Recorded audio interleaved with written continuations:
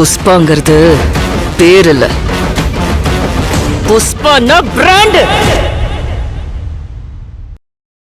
ஆக்சுவலாக ஃபஸ்ட்டு அம்மா வந்து எப்படின்னா சீட்டு ஒன்று போட்டிருந்தாங்க. அப்படி ரோட்டில் போகும்போது கூட அப்படியே கூப்பிடுவாங்க, ஏய் இங்கே வா, உங்கள் அம்மா வாங்கின காசு கொடுக்க தெரியாது அவங்க அம்மாவுக்கு. அவங்களுக்கு அது எவ்வளோ கஷ்டமாக இருந்துச்சு. அப்பா வந்து அவங்க அந்த அளவுக்கு எதுவுமே பெருசாக இது பண்ண மாட்டாங்க. அவங்களுக்கு என்ன சம்பாரிச்சு கொடுக்குறதோட அவ்வளோதான். ஃபுல்லாகவே வந்து பார்த்திங்கன்னா அம்மா தான் பார்த்துட்டு இருந்தாங்க. 12th வந்து சுத்தமாக ஃபீஸ் கட்டலை. என் கூட படித்த 82 பசங்கள்லாம் காசு போட்டு தான் எனக்கு வந்து ஃபீஸ் காலையில் 6:30க்கு கிளாஸ் ஸ்டார்ட் ஆகிடும். முடிச்சுட்டு நான் 11:30க்கு துணி கடைக்கு ஒர்க்குக்கு போயிடுவேன். அதை முடிச்சு 7:30 டியூஷன் சென்டர் போயிட்டு நைட்டு 10 ஆகிடும் வீட்டுக்கு போயிட்டு. படிக்க முடியல. அதுக்காக லோனே இல்லை. 2 பேரும் சேர்ந்து இஎம்ஐ மட்டும் இந்த மாதம் 2,58,000 நாங்கள் 2 பேரும் கட்டுறோம் இஎம்ஐ மட்டும். இஎம்ஐ மட்டும் சொல்கிறேன். அது எல்லாமே எப்படின்னா, நாங்கள் ஒரு ஆப் இருக்குன்னா ஒரே ஆப்லேயே என் ஃபோனில், அம்மா ஃபோனில், தங்கச்சி ஃபோனில் 3 பேருமே எடுப்போம். ஒன்றுத்துல 20,000, ஒன்றுத்துல 15,000 அப்படி வரும். இஎம்ஐ வந்து பார்த்திங்கன்னா 3 மாதம் போடுவாங்க. ஒரு 6,000, 7,000 அப்படி வரும். இந்த மாதிரி நாங்கள் கிட்டத்தட்ட ஒரு 20 ஆப்பு கிட்ட லோன் எடுத்து வச்சுருக்கோம். அட் ப்ரெசன்ட் இப்போத்தி இது கூட வைஃபை கேபிளிங் ஒர்க் தான் ஆக்சுவலி. ஒரு சில வீட்டில் வந்து தண்ணி கூட கொடுக்க மாட்டாங்க. ஒரு சில வீட்டில் வந்து ரெஸ்ட் ரூம் போகிறதுக்கு கூட யூஸ் பண்ண விட மாட்டாங்க. அந்த மாதிரிலாம் இருக்கும். சொல்லலாமா தெரியல, அது கேஸ்ட் ரிலீஜியனை மென்ஷன் பண்ணுற மாதிரி. கேபிள் இப்படி கனெக்ட் பண்ணி மிஷினை இப்படி பிடிச்சிக்கிட்டு ஸ்ப்ளைசிங் பண்ணணும். நான் அந்த கேபிளை வாயில் வச்சுட்டேன் அப்படின்னு சொல்லிட்டு நீங்கள் என்ன தீட்டு பண்ணிட்டீங்க, போயிட்டு வாஷ் பண்ணிட்டு வாங்க. அந்த ஸ்டூரில் ஏறி நிற்கிறது, அதுவும் வெளியே பம்புக்கு எடுத்துகிட்டு வந்துட்டு வாஷ் பண்ணிட்டு தான் வந்து. எங்கேருந்து ஸ்டார்ட் ஆச்சு கிரெடிட் அப்படின்னா, நான் லவ் மேரேஜ் தான் பண்ணேன் ஆக்சுவலி. யாரோட சப்போர்ட் டிபெண்டன்ஸ் யாருக்குமே கிடையாது. 2 months வந்து பிளாட்ஃபார்மில் தான் இருந்துச்சு எங்களுக்கு. இதுதான் வீடே. பிளாட்ஃபார்மில் தான் தூங்குவீங்கன்னா எப்படிங்க? வீடே கிடையாது. ஒரு வீடு இல்லாமல் குடிக்கிறதெல்லாம் இந்த காமனாக இருக்கிற ரெஸ்ட் ரூம்ஸ் யூஸ் பண்ணிப்பீங்க. அந்த டைமில் அதுதான். ஒரு தனிமையான ஒரு பெண்ணா வந்து இவ்வளோ விஷயங்கள் செய்கிறீங்களே, என்ன ஒரு விஷயம் உங்களே சொல்லி நீங்கள் மோட்டிவேட் பண்ணிப்பீங்க? எங்கள் அம்மாவை பார்க்கணும்.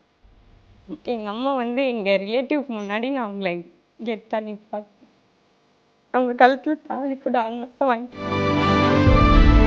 நாங்கள் 2 பேரும் வேற இல்லை, ஒரே இதுதான், ஒரே ஆள் தான் அப்படின்ற மாதிரி தான் நாங்கள் இன்னமும் பண்ணி. அண்ணாவால் தான் இப்போ இந்த அளவுக்கு நான் இருக்கேன். ஏன்னா இல்லைன்னா என்னோட லைஃப் துணி கடையிலே போயிருப்போம். இப்போ என் கூட யார் இருக்காங்கன்னு பார்த்தீங்கன்னா, மதுமிதா அண்ட் அரவிந்த். வா தமிழாவால் கடன் வாங்கி எவ்வளோ கஷ்டப்படுறோம், பசிக்காக தான் கடன் வாங்குறோம்னு அவங்க சொன்ன அந்த ஒரு வார்த்தை ரொம்பவே ஒரு பெரிய தாக்கத்தை ஏற்பட்டுச்சு. வணக்கம் உங்க 2 பேருக்கும். வணக்கம்க்கா. ஸோ ஃபர்ஸ்ட் மதுமிதா, ரொம்ப எமோஷ்னலாக பேசியிருந்தீங்க அதில். அதாவது அப்பாவுக்கு உடம்பு சரியாமல் ஆச்சு, அதுக்கப்புறம் அம்மாவை வந்து நான் கல்யாணத்துக்கு முன்னாடி, நான் செட்டில் ஆகிறதுக்கு முன்னாடி அம்மாவுக்கு நல்லபடியாக பண்ணி வைக்கணும்னு சொல்லி. ஸோ என்ன ஆச்சு, எப்போ இந்த கடன் வாங்க வேண்டிய ஒரு சூழ்நிலைக்கு தள்ளப்பட்டீங்க? அப்பா வந்து நான் 5th படிக்கும் போதே அப்பாவுக்கு வந்து ஆக்சிடெண்ட் ஆயிடுச்சு. அதுக்கு பிஃபோராகவே வந்து பார்த்திங்கன்னா அப்பா கொஞ்சம் ட்ரிங்க் அடிக்ட்டு. அவங்க அந்த அளவுக்கு எதுவுமே பெருசாக இது பண்ண மாட்டாங்க. அவங்களுக்கு என்ன சம்பாரிச்சு கொடுக்குறதோட அவ்வளோதான். ஃபுல்லாகவே வந்து பார்த்திங்கன்னா அம்மா தான் பார்த்துட்டு இருந்தாங்க. சாரி, அம்மா ரொம்ப கஷ்டப்பட்டு தான் ஒன்று பண்ணிட்டு இருந்தாங்க. ஆக்சுவலாக ஃபஸ்ட்டு அம்மா வந்து எப்படின்னா சீட்டு ஒன்று போட்டிருந்தாங்க. அப்படி ரோட்டில் போகும்போது கூட அவங்க வந்து கூப்பிட்டு என்ன கொடுக்க முடியாதா, அம்மா வந்து ஒரு 65 ரூபா தண்டல் கட்டுறதுக்கு கூட அப்போ அவ்வளோ கஷ்டம், ரொம்ப பயம் அம்மாவுக்கு. அப்போ 5th படிக்கும் போது வந்து அப்பாவுக்கு ஆக்சிடெண்ட் ஆகிடுச்சு. எங்களுக்கு தெரியாது அப்பாவுக்கு ஆக்சிடெண்ட் ஆகிடுச்சின்னு. 2 மாதம் வந்து அம்மா அப்பா ஊருக்கு போயிருக்காங்கன்னு சொல்லிட்டு அப்பாவோட தங்கச்சி வீட்டில் தான் எங்களை ஸ்டே பண்ணி வச்சுருந்தாங்க. 1 month ஃபுல்லாகவே ஜிஹெச்லேயே தான் இருந்தாங்க. அப்போ ஸ்டார்ட் ஆனது தான் கடன் எல்லாமே. அப்படியே கொஞ்சம் கொஞ்சமாக அம்மா வந்து இருந்த நகையெல்லாம் வச்சுட்டாங்க. ஸ்கூல் ஃபீஸ் வந்து பார்த்திங்கன்னா தண்டல் வாங்கி வட்டிக்கு வாங்கி அப்படி தான் வந்து கட்டினாங்க. அப்புறம் 10th முடிச்சிட்டோம். எப்படியோ நான் 10th முடிச்சிட்டேன். +1 சேரும் போது வந்து பார்த்திங்கன்னா அப்பா வந்து எங்கள் பாட்டிக்கிட்ட சண்டை போட்டு கட்டிட்டாங்க. நான் 12th படிக்கும் போது சுத்தம் ஃபீஸ் கட்டவே இல்லை. யூனிஃபார்மும் வந்து எங்களுக்கு எப்பயுமே நான் 6th எப்போ ஜாயின் பண்ணணும் அப்போத்துலேருந்து பக்கத்து வீட்டில் இருக்கவங்க அந்த மாதிரி அவங்களோட யூனிஃபார்ம் தான் வாங்கி போட்டுட்ருந்தோம். +1 படிக்கும் போது என்னென்னா என்னோடய ஃப்ரெண்டுக்கு வந்து அப்பா இல்லை, அவங்களுக்கு வந்து யூனிஃபார்ம்ஸ் தருவாங்க. ஸோ அதை வச்சு வந்து எங்களுக்கு வந்து யூனிஃபார்ம் வந்து அவள் கொடுத்து தான் நான் போட்டேன். அப்புறம் 12th வந்து சுத்தமாக ஃபீஸ் கட்டலை. என் கூட படித்த 82 பசங்கள்லாம் காசு போட்டு தான் எனக்கு வந்து ஃபீஸ் கட்டினாங்க.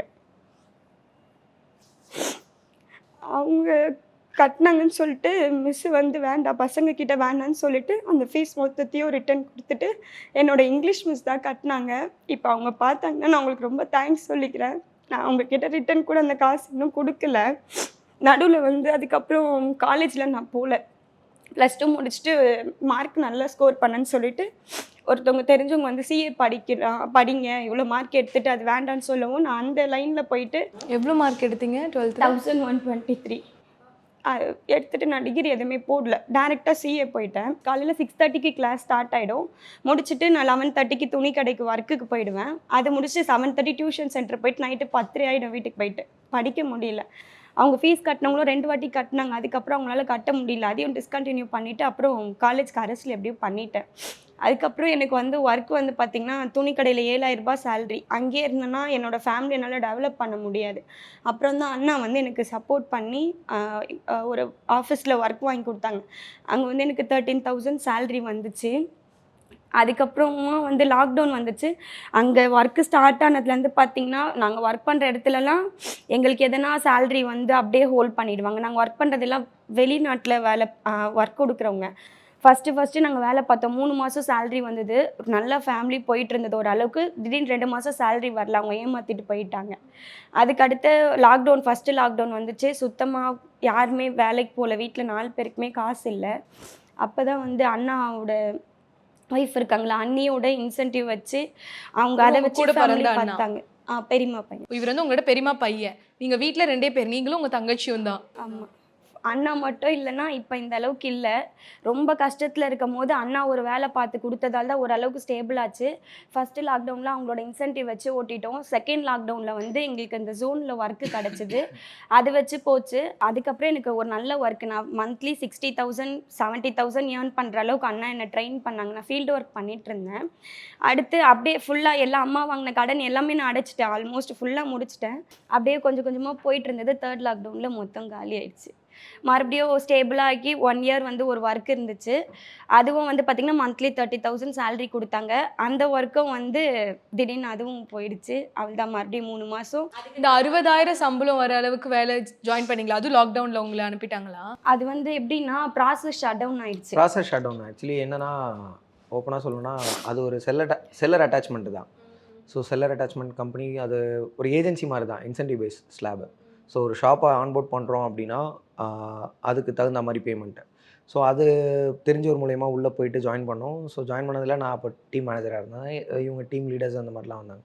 ஸோ எனக்கு ஒரு ஸ்லாப் வரும், இவங்களுக்கு ஒரு ஸ்லாப் வரும். ஸோ அப்போ வந்துட்டு பார்த்தீங்கன்னா ரொம்ப டஃப்பாக தான் போச்சு. ஸோ இங்கேருந்து டெய்லி வந்துட்டு பாண்டிச்சேரி, வேலூர், ஆம்பூர் டெய்லி ட்ராவல் பண்ணிட்டு வருவோம். டெய்லி காலையில் ஏர்லி மார்னிங். ஆமாம். ஆக்சுவலி அந்த ஒரு 6 மந்த்ஸாகவே வந்துட்டு நாங்கள் ஸ்லீப்லெஸ் நைட்டு தான். ட்ரெயினில் தான் ட்ராவலிங்கில் தான் ஸ்லீப்பே. ஸோ அதர்வைஸ் தூங்குறதே கிடையாது. என்னென்னா நைட்டு 1 மணிக்கு எழுந்துவோம், 2 மணிக்கு கோயம்பேடு போவோம், காய்கறி பர்ச்சேஸ் பண்ணுவோம். வீட்டாண்ட இருக்க nearby fast foods, vegetable shop இதெல்லாமே ஆர்டர்ஸ் எடுத்துகிட்டு அவங்களுக்கு இந்த கோஸ் இதெல்லாமே சொல்லுவாங்க இல்லையா, ஸோ அதெல்லாமே நாங்கள் டிஸ்பேச் பண்ணுவோம். அதை முடிச்சுட்டு 6 மணிக்கு சென்ட்ரலில் ட்ரெயின் ஏறுவோம். ஸோ அங்கேருந்து ஏறி காட்பாடி இறங்குவோம். காட்பாடியில் இறங்கி வேலூருக்கு மாறணும். ஸோ 9:30க்கெலாம் ஃபீல்டு அங்கே ஸ்டார்ட் ஆகிடும். 9:30 10 o'clockலாம் ஜஸ்ட் ஒரு 2 hours தான் ஒர்க் பண்ணுவோம். 10 to 12. ஏன்னா 12:30க்கு ட்ரெயினை விட்டோம் அப்படின்னா அதோட 2:30, அதை விட்டோன்னா 6 7. ஸோ அதனால் அந்த 2 hours ஒர்க் பண்ணுவோம். முடித்த உடனே கடகடன்னு 12 o'clock ஏறோன்னா 1/2 hourல ஸ்டேஷன், காட்பாடி ரயில்வே ஸ்டேஷன். அங்கே வந்துட்டு மறுபடியும் return daily on basis. At present இப்போத்தி இது கூட வைஃபை கேபிளிங் ஒர்க் தான். ஆக்சுவலி போகிற கஸ்டமர்ஸ் எல்லாருமே கேட்பாங்க, ஒரு ஃபீமேல் வந்துட்டு ஃபஸ்ட்டு இன்ஸ்டாலேஷனில் வந்திருக்காங்க அப்படின்றது எல்லா கஸ்டமர்ஸுமே கேட்குறாங்க, எடுக்கிறாங்களா அப்படின்ட்டு. இல்லை சார், இது நாங்கள் வெண்டார். ஸோ இதுதான் புதிய முயற்சி, அவங்களா வாலண்டியராக வந்திருக்காங்க. ஸோ அதனால் ஒன்றும் வரி இல்லை சார் அப்படின்னு. நீங்கள் தான் முதல் பெண்மணியாக இந்த வைஃபை கனெக்ஷன் கொடுக்கறதுல. ஓகே, நீங்கள் அப்படி போய் கொடுக்கும்போது எப்படி ட்ரீட் பண்ணுறாங்க வீட்டிலலாம்? உங்களுக்கு சேஃபாக இருக்கா? அந்த பெண் அப்படிங்கிற அந்த ஒரு தடையெல்லாம் எங்கேயும் இல்லை? அந்த மாதிரிலாம் இல்லை. ஒரு சில வீட்டில் எதனா பண்ணுவாங்க, மற்றபடி அந்த தப்பாக அந்த மாதிரிலாம் கிடையாது. ரெஸ்ட் ரூம் போகணும், அதெல்லாம் கொஞ்சம் கஷ்டமாக இருக்கும் ஃபீல்டில் இருக்கும் போது. ஏன்னா காலையிலேருந்து ஃபுல்லாக நம்ம ஃபீல்டில் இருக்கோம். ஒரு சில வீட்டில் வந்து தண்ணி கூட கொடுக்க மாட்டாங்க. ஒரு சில வீட்டில் வந்து ரெஸ்ட் ரூம் போகிறதுக்கு கூட யூஸ் பண்ண விட மாட்டாங்க. அந்த மாதிரிலாம் இருக்கும். அப்பார்ட்மெண்ட்டில் அப்படி போகிறோன்னா கீழே வாட்ச்மேனுக்கெல்லாம் இருக்கும். ஸோ அதை நான் யூஸ் பண்ணிப்பேன். இப்போ நாங்கள் காலையில் கிளம்புறோன்னா நைட்டு தான் வீட்டுக்கு போவோம். ஏன்னா இப்போ நாங்கள் பண்ணாதான் எங்களுக்கு சேலரி நல்லா போயிட்டு இருந்த அந்த ப்ரைவேட் ஜாபும் வந்து பார்த்திங்கன்னா குவிட் பண்ணிட்டாங்க. அது ஒரு 3 மாதம் எங்களுக்கு வேலை இல்லாமல் சரி நம்ம சும்மாவே இருந்தாலும் வேறு ஒன்றும் பண்ண முடியாதுன்றதுனால இதில் போயிட்டு இப்போ வேறு ஜாப் தேடிட்டு இருக்கோம். நார்மலாகவே ஒரு பெண்கள் வெளியில் போகிறான்னா வாஷ்ரூம்ன்றது ரொம்ப கஷ்டம். அதுவும் அந்த பீரியட்ஸ் டைமில் ரொம்ப கொடுமையாக இருக்கும். ஒருத்தவங்க வீட்டில் நீங்கள் இந்த இன்ஸ்டாலேஷனுக்கு போகும்போது தண்ணி கொடுக்க மாட்டாங்க, வாஷ்ரூம் யூஸ் பண்ண விட மாட்டாங்கன்றது கேட்கும் போது அவ்வளோ கஷ்டமாக இருக்குது. என்ன சொல்லுவாங்க நீங்கள் அப்படி கேட்கும்போது? இல்லை ரெஸ்ட் ரூம் இல்லை அப்படின்ற மாதிரி சொல்லிடுவாங்க. அவங்க அப்படியே ஓப்பனாகவே சொல்லுவாங்க. சொல்லலாமா தெரியல, அது கேஸ்ட் ரிலீஜியனை மென்ஷன் பண்ணுற மாதிரி வரும். நானே புரிஞ்சுப்பேன் இவங்க வீட்டை நம்ம கேட்கலாமா வேண்டாமா, இவங்க நம்மளுக்கு அக்செப்ட் பண்ணுவாங்களா இல்லையா அப்படின்ற மாதிரி நான் இது பண்ணுவேன். பார்த்தீங்கன்னா தெரியும் யார் இருப்பாங்கன்ட்டு. அங்கே போகும்போது ஒன்றும் இல்லை, அந்த எண்ணெயை ட்ரீட் பண்ண விதத்தை சொல்கிறேன். கேபிள் போட்டேன், மேலே சப்போர்ட் இல்லாமல் நிற்கிறேன். ஸோ கேபிளிங்கும் பண்ணணும், ஸ்ப்ளைசிங் பண்ணணும். ஸோ 2 கேபிள் இப்படி கனெக்ட் பண்ணி மிஷினை இப்படி பிடிச்சிக்கிட்டு ஸ்ப்ளைசிங் பண்ணணும்.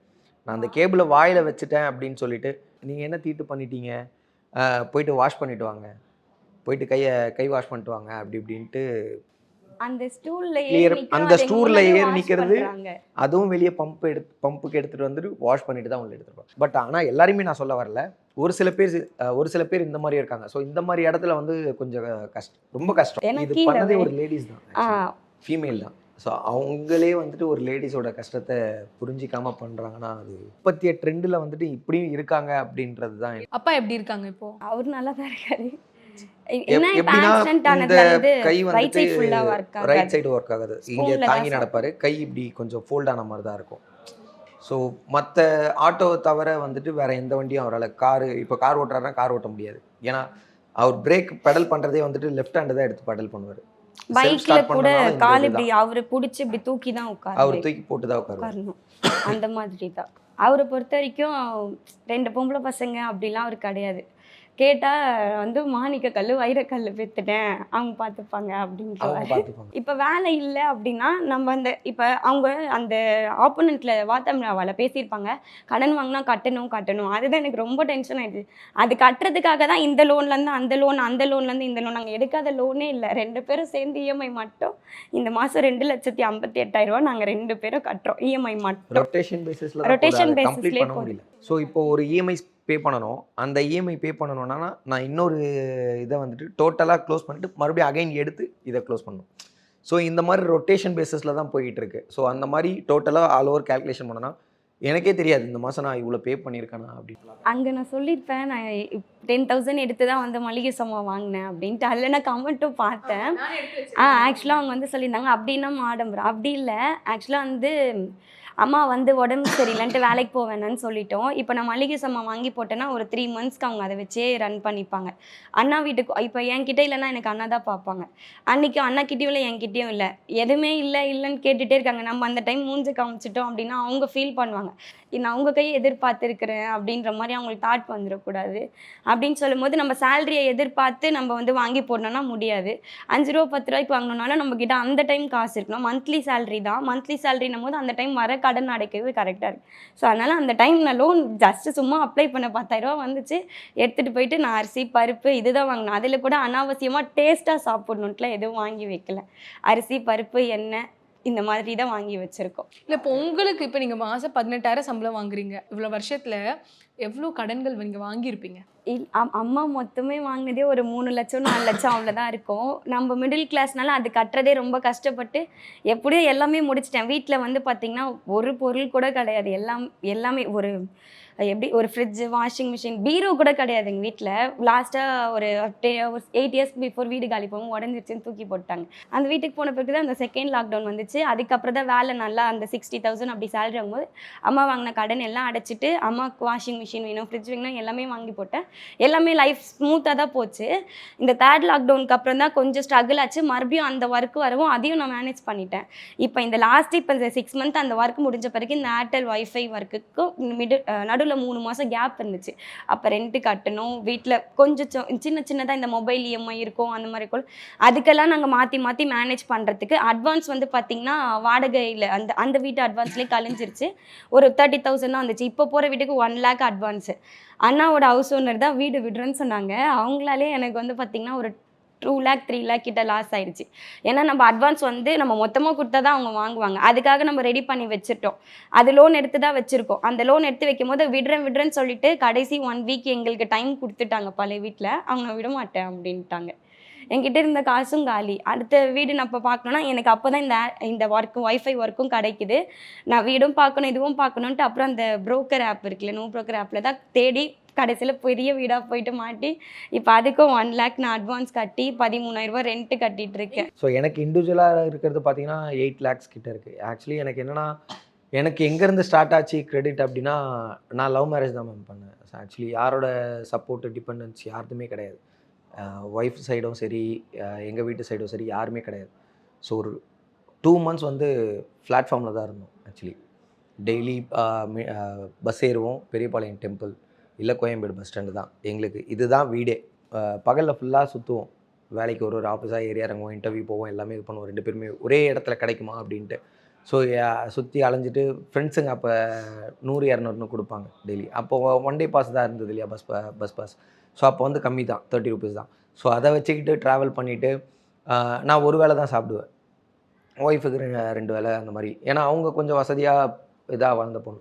ஸோ அதனால் அந்த இதில் இது பண்ணிவிட்டு ஃப்ரெண்டு தான் கொஞ்சம் சப்போர்ட் பண்ணிவிட்டு லாஸ்ட்டாக அவங்க வேலை ஒரு இடத்துல கிடச்சிது, 2 பேருக்கு ஒரே இடத்துல. அதை வச்சு மெயின்டைன் பண்ணி கொஞ்சம் மேலே வரும்போது தான் அவங்க என்ன சொன்னாங்க, ஃப்ரெண்டோட அம்மா, நீ இதை வச்சுக்கிட்டு நீங்கள் ஒரு தனி வீடு எடுங்க, அதை வச்சு நீங்கள் ஸ்டெப் பை ஸ்டெப்பாக இது பண்ணுங்க. பிளாட்ஃபார்மில் தான் தூங்குவீங்கன்னா எப்படிங்க? வீடே கிடையாது, ஒரு வீடு இல்லாமல் குளிக்கிறது எல்லாம் இந்த காமனாக இருக்கிற ரெஸ்ட் ரூம்ஸ் யூஸ் பண்ணிப்பீங்க. அந்த டைமில் அதுதான் எங்களுக்கு. இல்லை, இப்போ எனக்கு என்னென்னா, இவ்வளோ கஷ்டங்கள் ஒன்று வாழ்க்கையில். இதில் இன்னொன்று நீங்கள் சொன்னீங்க, இந்த கடன் கொடுத்தவங்க வந்து எம்மா உன்னோட அம்மா வாங்கியிருக்காங்களே கட்ட மாட்டாங்களா? அவங்க எப்படி ரியாக்ட் பண்ணுவாங்க? உண்மையாக கடன் ஒரு 4-5 பேர் உட்காந்துருப்பாங்க.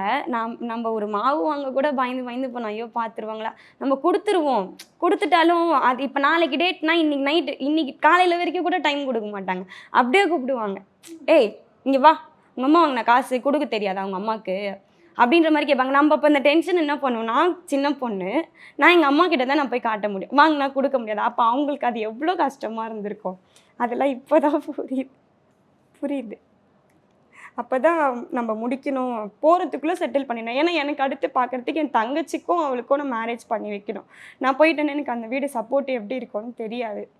அதுக்காக தான் நான் ட்ரை பண்ணிகிட்ருக்கேன். எப்படியாச்சும் நான் வேலை போகும்போது திடீர்னு எதனா எங்களுக்கு வேலை தான் பெரிய பிரச்சனையாகவே இருக்குது. என்ன படிச்சிருக்கீங்க நீங்கள்? நான் பிகாம் கரஸில் பண்ணியிருக்கேன், முடிச்சிட்டேன். இப்போ உங்களுக்கு வந்து இவ்வளோ அமௌண்ட் வந்தால் எனக்கு வந்து எல்லாமே செட்டில்டு அப்படின்னா என்ன அமௌண்ட்? 2 பேருக்கும் சேர்த்தே 12 lakhs தான் இருக்குது. நான் அதையும் டோட்டல் போட்டு வச்சுருக்கேன். இப்போ ஃப்ரெண்டு ஒருத்தவங்க தான் அவங்க டாக்குமெண்ட் தரேன்னு சொல்லியிருக்காங்க. டாக்குமெண்ட் வச்சு நீங்கள் வாங்கி க்ளோஸ் பண்ணிக்கோங்க. அவங்க தான் சப்போர்ட் அவருக்கு ஒரு பண்ணுறாங்க. லேண்ட் இருக்குது, அந்த லேண்ட் டாக்குமெண்ட் நான் கொடுக்குறேன். என்கிட்ட என்னால் ரெடி பண்ண முடியல, என்னால் முடிஞ்ச சப்போர்ட் நான் லேண்ட் டாக்குமெண்ட் கொடுக்குறேன், நீங்கள் அதை மார்டேஜ் பண்ணி வேறு யாருனா ஃபினான்ஸ் பண்ணாங்கன்னா நீங்கள் வாங்கிக்கோங்க அப்படின்ட்டு அவன் தான் இது பண்ணியிருக்கான். இப்போ அதுதான் ட்ரை பண்ணிகிட்டு இருக்கோம். பட் எங்கேயுமே பாசிபிலிட்டி அந்த இப்போ நாங்கள் அந்த 2.5 lakhs இஎம்ஐ மட்டும் சொல்கிறோம்ல, அது எல்லாமே எப்படின்னா, நாங்கள் ஒரு ஆப் இருக்குன்னா ஒரே ஆப்லேயே என் ஃபோனில், அம்மா ஃபோனில், தங்கச்சி ஃபோனில் 3 பேருமே எடுப்போம். ஒன்றுத்தில் 20,000, ஒன்றுத்தில் 15,000 அப்படி வரும். இஎம்ஐ வந்து பார்த்திங்கன்னா 3 மாதம் போடுவாங்க, ஒரு 6,000 7,000 அப்படி வரும். இந்த மாதிரி நாங்கள் கிட்டத்தட்ட ஒரு 20 ஆப்பு கிட்ட லோன் எடுத்து வச்சுருக்கோம். நீங்கள் கடனால் வீழ்றீங்கன்னு நினைக்கிறீங்களா? எப்படி சொல்கிறது, ரீச்னு இருந்தாலும் பட் அதிகமாக பேர்டன் வருது, கண்டிப்பாக வருது, ரொம்பவே வருது. எங்களுக்கு அதுதான் இப்போ. அதே மாதிரி வந்து ஒருத்தர் வந்து அந்த வாதமிழாவாலே சொல்லியிருந்தாங்க, நீங்கள் கடன் வாங்கி கரெக்டாக கட்டினீங்கன்னா, நீங்கள் 500 ரூபா வாங்கினத்தில் கரெக்டாக கட்டினீங்கன்னா உங்களுக்கு நீங்கள் எவ்வளோ கேட்டாலும் கொடுப்பாங்க. அவங்க 500 ரூபா வாங்கினத்தில் கரெக்டாக கட்டினத்தில் அவங்களுக்கு பெரிய அமௌண்ட் கொடுக்க ஆள் இருக்காங்க. இப்போ நானும் வாங்குறேன்னா நானும் ஜிபே பண்ணிட்டு தான் இருக்கேன். வட்டிக்கு வாங்கினத்தில் நான் மாதம் அவங்க வரவே வைக்க மாட்டேன், நான் ஜிபே பண்ணி விட்டுருவேன். அவங்களுக்கு எவ்வளோ கொடுக்க வேண்டிய கெப்பாசிட்டி இருக்கோ அவங்க அவ்வளோதான் கொடுக்க முடியும். அவங்க சொல்கிறாங்க, நீங்கள் பயந்து கடன் பயந்து வாங்குறீங்க, நீங்கள் கட்ட மாட்டீங்கன்னு தான் சொல்கிறாங்களே தவிர நாங்கள் எங்களை பேசவே விடலை ஃபஸ்ட்டு. மதுமிதா, நீங்கள் இவ்வளோ தைரியமாக, இவ்வளோ ஒரு தனிமையான ஒரு பெண்ணாக வந்து இவ்வளோ விஷயங்கள் செய்கிறீங்களே, என்ன ஒரு விஷயம் உங்களே சொல்லி நீங்கள் மோட்டிவேட் பண்ணிப்பீங்க? எங்கள் அம்மாவை பார்க்கணும். எங்கள் அம்மா வந்து எங்கள் ரிலேட்டிவ்க்கு முன்னாடி நான் அவங்கள கெத்தா நிப்பாட்டணும். அவங்க கழுத்தில் தாலி கூட அண்ணா தான் வாங்கி. அதுவும் நீங்கள் ஷோவில் சொல்லியிருந்தீங்க, தாலி கொடியை விற்று தான் முதல்ல அப்பா உடம்பு சரியாமல் இருக்கும் போது பண்ணாங்கன்னு. அண்ணா தான் வாங்கி கொடுத்தேன். அதுவும் அந்த லேடி கேட்டதால் நான் தான் போய் இதை அடகையே வச்சேன், தாலி, அம்மாவோட தாலியை. அப்போ எனக்கு மெச்சூரிட்டி அந்த அளவுக்கு இல்லை. ஆனால் ஏதோ நம்ம கஷ்டத்துக்காக நம்ம வைக்கிறோம், ஆனால் இது நம்ம வாங்கி தரணும் அப்படின்னு ஆசை. அது கூட என்னால் முடியல. அண்ணியோட இன்சென்டிவ்ல தான் 2 பேரும் வாங்கி கொடுத்தாங்க. உண்மையாவே ரொம்ப நல்ல அண்ணா. ஏன்னா இவ்வளோ ஒரு போராடுற ஒரு தங்கச்சிக்கு இப்படி ஒரு அண்ணா துணையாக இருந்தால் கண்டிப்பாக எதையும் கடந்து வரலாம் அப்படிங்கிறதுக்கு ஒரு எடுத்துக்காட்டு. எனக்கு எந்த கஷ்டம்னாலும் இவங்களும் சப்போர்ட் பண்ணுவாங்க, சின்ன தங்கச்சி சப்போர்ட் பண்ணும். அதே மாதிரி அவங்களுக்கு எதுனாலும் நான் இது பண்ணுவேன். ஸோ நாங்கள் 2 பேரும் வேற இல்லை, ஒரே இதுதான், ஒரே ஆள் தான் அப்படின்ற மாதிரி தான் நாங்கள் இன்னமும் பண்ணிக்கிட்டு இருக்கோம். அண்ணாவால் தான் இப்போ இந்த அளவுக்கு நான் இருக்கேன். ஏன்னா இல்லைன்னா என்னோட லைஃப் துணி கடையிலே போயிருக்கோம். 7,000 ரூபா சம்பளத்தில் இருந்தேன். இப்போனா 5 வருஷம் கழிச்சு 12,000 வாங்கியிருப்பேன். நடுவில் நான் அவ்வளோ அமௌண்ட்லாம் வாங்கணும். என்கிட்ட ஒருத்தர் பெட்டே கட்டினார், டிகிரியே முடிக்கல, நீலாம் 7,000 ரூபா வாங்குறதே அதிகம், அதுக்காகவே நான் வெளியே வரணும் வாங்கணுன்ட்டு நான் மோட்டிவேட் பண்ணிக்கிட்டே இருப்பேன். நீ அந்த மாதிரிலாம் எதுவுமே கிடையாது, நம்மளால முடியாத விஷயம் எதுவுமே கிடையாது, அதுக்கான ரூட்டை நான் சொல்லி கொடுத்துருவேன். ஸோ உங்கள் அம்மாக்காக நீங்கள் என்னென்ன ஆசைப்படுறீங்களோ அதெல்லாம் செஞ்சுட்டு எங்களை இன்வைட் பண்ணுங்க, நாங்களே வந்து உங்களை பார்த்து அங்கே ஒரு இன்டர்வியூ எடுக்கிறோம். ஓகே, இன்டர்வியூ கொடுத்துருக்கு நன்றி. புஷ்பா நேஷனல் லஞ்சியா இன்டர்நேஷனல்.